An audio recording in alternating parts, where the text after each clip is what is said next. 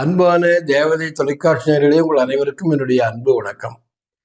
நேயர்களே, நாம் நாளும் ஒரு திருக்குறள் என்ற நிகழ்விலை சந்திக்கின்றோம். இன்றைய குறள் பார்ப்போமா? இரவு என்ற அதிகாரத்திலிருந்து 1060வது குறளை இன்றைக்கு பார்க்கிறோம். இந்த குறளில் வள்ளுவர் என்ன சொல்றாருன்னா, ஒருத்தன் பொருள் இல்லாதவன் பொருள் இருப்பவரிடத்தில் போய் எப்படி கேட்க வேண்டும்? பணிவா, அன்பா, குழைந்து கேட்க வேண்டும். இப்போ கோபமா, ஏப்பா எனக்கு ரொம்ப பொருள் தேவைப்படுது, ஒரு 5000 ரூபா தேவைப்படுது, ரொம்ப வறுமையில் இருக்கிறேன், நான் உள்ள பசங்களெல்லாம் படிக்க வைக்க முடியல, ஒரு 1000 ரூபா கொடுக்குறியா, என்ன சொல்ற அப்படின்னு கேட்டா, ஏய் யாரியா நீ, என்ன நினைச்சுக்கிற, என்ன நீ கேட்ட உடனே பழத்தை எடுத்து கொடுக்கணுமா, இது சட்டமா, உங்கள்கிட்ட எதனா வாங்கிக்கலாம் அப்படின்னு கேட்பான் அவன். அதாவது உனக்கு வறுமை துன்பம் இருக்குதுல்ல, கொடுக்கறனுக்கும் பொருளை கொடுக்குறான் இல்லையா, அவன் இடத்துல உள்ள பொருள் குறையுதா இல்லையா, அவனுக்கு ஒரு துன்பம் தானே அது. அவனுக்கும் ஏற்கனவே அவனும் வறுமையில இருந்து தானே வந்திருப்பான், அவனுக்கும் துன்பம் இருக்குதானே செய்யும். அதெல்லாம் நினைக்கணும். எனவே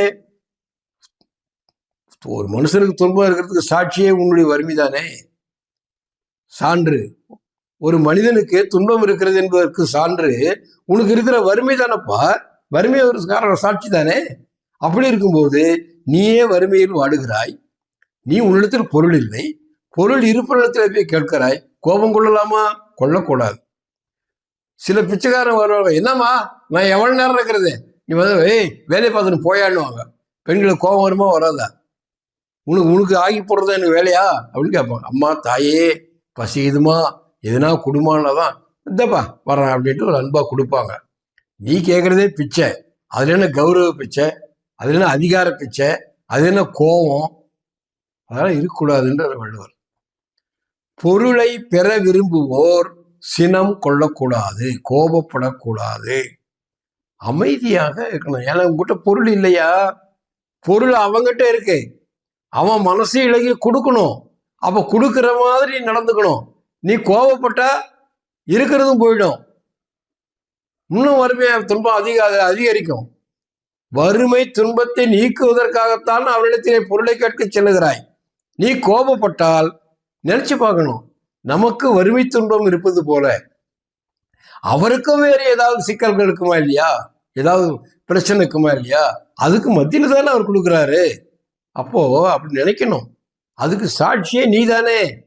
வறுமை துன்பம் உனக்கு வறுமையினால துன்பப்படுவதே ஒரு சாட்சி தானே அப்படின்றார் வள்ளுவர். என்ன சொல்றாரு பாருங்க, இறப்பான் வெகுளாமை வேண்டும். இறப்பான் பொருளை கேட்டு பெறுகின்றவன், பொருள் உள்ளவரிடத்திலே போய் கேட்கின்றவனுக்கு சினம் கொள்ளக்கூடாது, கோபப்படக்கூடாது. இறப்பான் வெகுளாமை வேண்டும். வெகுளினா கோபம், வெகுளாமை கோபப்படாமல் இருக்க வேண்டும். ஏனென்றால் நிரப்பிடும்பை, நிரப்பு இடும்பை, வறுமை என்கிற துன்பம். நிரப்புன்னா வறுமை, இடும்பைனா துன்பம். நிரப்பிடும்பை என்றால் வறுமையாகிய துன்பம் தானேயும் சாலும் கரி. அந்த துன்பத்தில் நீயும் தானே ஈடுபட்டு இருக்கிற, அனுபவிச்சுட்டு இருக்கிற, நீயும் தானே வறுமை துன்பத்தை அனுபவித்துக் கொண்டிருக்கிறாய். அதுவே ஒரு சாட்சி இல்லையா? அப்படி இருக்கும்போது அவருக்கு பிரச்சனை இருக்காதா, அவருக்கு ஒரு துன்பம் இருக்காதா அப்படின்னு நினைக்கணும்பா அப்படின்றார் வள்ளுவர். இப்ப கேட்கிறப்பா கோபம் இருக்கியா உனக்கு? சில பேர் சொல்லுவோம், நம்மகிட்ட தான் பொருள் இல்லை, கோபமா இருக்குது இல்லையா, நான் கோபமா இருந்தால் உனக்கு இடைஞ்சல் இல்லையா, இருக்கிறதையும் கெடுத்துருமா இல்லையா, கொடுக்க வேண்டியவனும் கொடுக்க விடாம பண்ணிடுமா இல்லையா அவன் கோபம். எனவே கோபப்படக்கூடாது. இறப்பான் பொருளை கேட்கின்றவன் வெகுளாமை வேண்டும். அவனிடத்தில் கோபப்படாமல் இருக்க வேண்டும், அவன் கோபம் கொள்ளாமல் இருக்க வேண்டும்.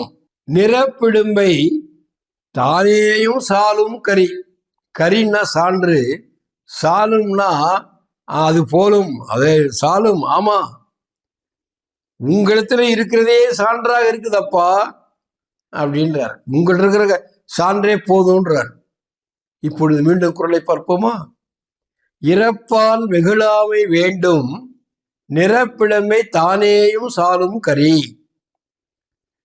அன்பான தேவதை தொலைக்காட்சி நேயர்களே, நாம் மீண்டும் இதே நேரத்தில் சந்திப்போம். நன்றி, வணக்கம்.